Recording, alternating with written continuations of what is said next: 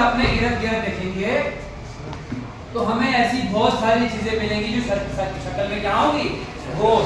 क्या होंगी, गोल। जैसे कि हमारा व्हील, हमारा कॉइन वगैरह, ये सारी चीजें क्या सर्कल शेप में है सर्कल शेप में। हाँ, और हमें ये भी पता है कि हम कंपास की मदद से सर्कल को किस तरीके से ड्रा करते हैं। कंपास की मदद से सर्कल को किस तरीके से ड्रा। कंपास की नीडल आपने रखी है ऐसे, ये रखी ना यहाँ पर, और ऐसे करके सर्कल बना दिया। मान के चलो ये बन गया आपका सर्कल। क्या बन गया, बोलो बात क्लियर यहाँ तक बच्चों। सर्कल का जो ये सेंटर पॉइंट होता है इसको नाम दिया जाता है सेंटर ऑफ द सर्कल का। किसका, सेंटर ऑफ द सर्कल। और जो ये सर्कल की बाउंड्री हमने बनाई, इस बाउंड्री को नाम दिया जाता है circumference of the circle. Circumference of the circle. और सरकमफ्रेंस ऑफ सर्कल होता है 2 पाई r के बराबर। किसके बराबर, 2 पाई r। और एरिया ऑफ सर्कल होता है पाई r स्क्वायर। कितना होता है बच्चों, इतनी बातें क्लियर हो गई? कोई दिक्कत? किसके बाद अगर मैं सेंटर ऑफ द सर्कल से एक साइड की सर्कमफ्रेंस तक कोई लाइन लेता हूँ, ये कहलाता है हमारा रेडियस। क्या कहलाता है, रेडियस। अगर मैं इसी रेडियस को डबल कर दूं, ये कहलाएगा डायामीटर। क्या कहलाएगा, ये डबल अगर कर दिया तो कहलाएगा डायामीटर। बात क्लियर? अगर मैं सर्कल की सर्कमफ्रेंस का छोटा सा एक पीस ले लूं तो वो कहलाएगी r। क्या कहलाएगी, r। और अगर मैं सर्कल की एक सर्कमफ्रेंस से सर्कल की दूसरी सर्कमफ्रेंस तक कोई लाइन लेता हूं, वो कहलाएगी कॉर्ड। क्या कहलाएगी, कॉर्ड। बात क्लियर? अगर एक लाइन सर्कल के बाहर से सर्कल को जस्ट पास करते हुए निकल जाए, इसे नाम दिया जाएगा टेंजेंट का। किसका नाम, टेंजेंट।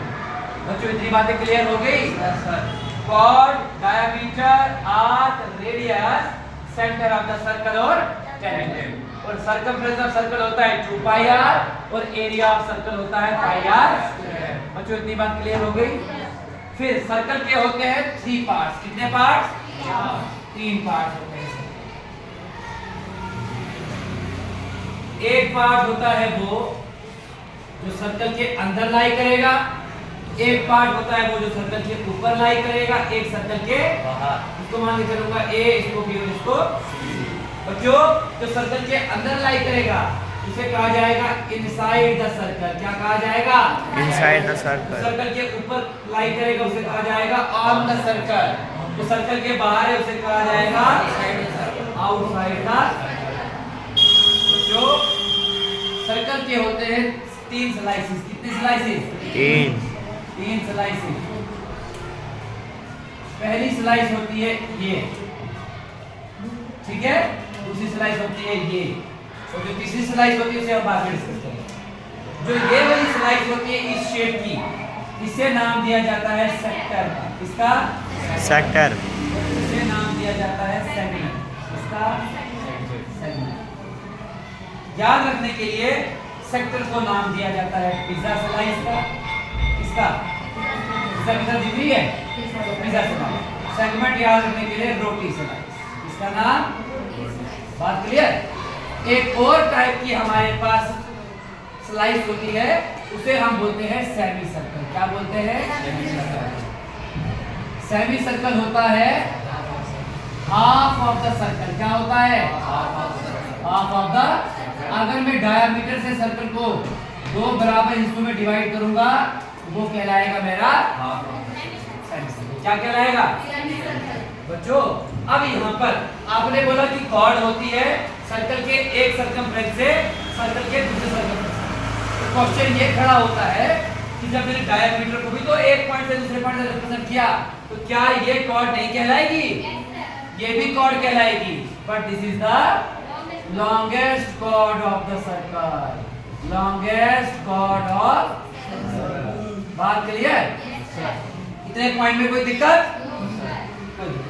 अगर मैं बच्चों एक सर्कल बनाऊंगा, सर्कल के अंदर मैं एक क्वाड्रिलेटरल ड्रा करूंगा, क्वाड्रिलेटरल के अगर चारों के चारों वर्टिसेस सर्कल के अगर अंदर लाई करेंगे तो ऐसे क्वाड्रिलेटरल को मैं नाम दूंगा साइक्लिक क्वाड्रिलेटरल का। किसका नाम? साइक्लिक क्वाड्रिलेटरल का नाम। और आपको पता है अगर मैं एक लाइन लूं और उसके ऊपर मैं परपेंडिकुलर बाइसेक्टर ड्रा करूं तो वो एक लाइन को दो बराबर हिस्सों में डिवाइड करेगा और इसको नाम दिया जाता है परपेंडिकुलर बाइसेक्टर का। किसका नाम? बोलो बच्चों, इतने पॉइंट्स में कोई दिक्कत? इतना काफी है? चलो।